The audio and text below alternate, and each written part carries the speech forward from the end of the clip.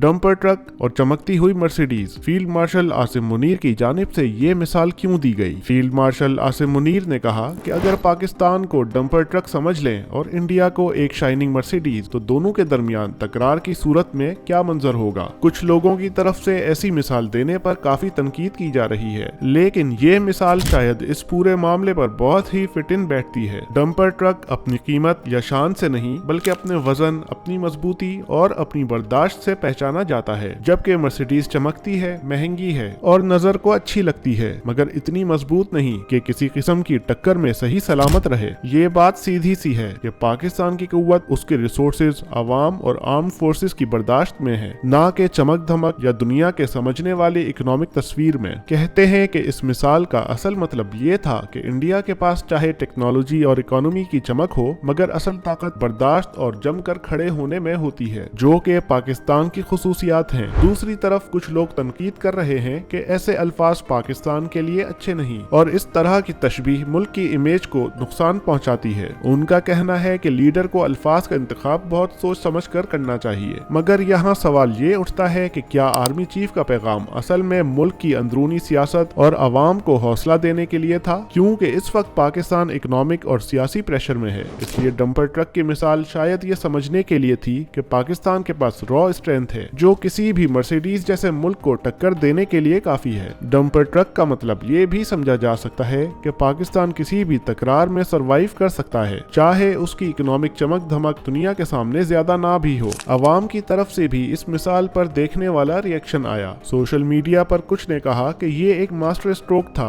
जो दुश्मन को साइकोलॉजिकल तौर पर मैसेज देने के लिए दिया गया। कुछ ने इसे गलत समझकर तनकीद की, लेकिन ये भी सच है कि हमारी सियासत भी हमेशा ऐसे ही अल्फाज पर है, जहां एक लफ्ज को दो मुख्तलिफ एंगल से देखा जाता है, इत्तेफाक और इख्तिलाफ एक तरफ। लेकिन ये मिसाल पाकिस्तान और इंडिया के दरमियान मौजूद पावर डायनेमिक्स को एक आसान और सीधे जुमले में समझने की कोशिश थी, और इसी सादगी ने इसे कंट्रोवर्शियल भी बना दिया।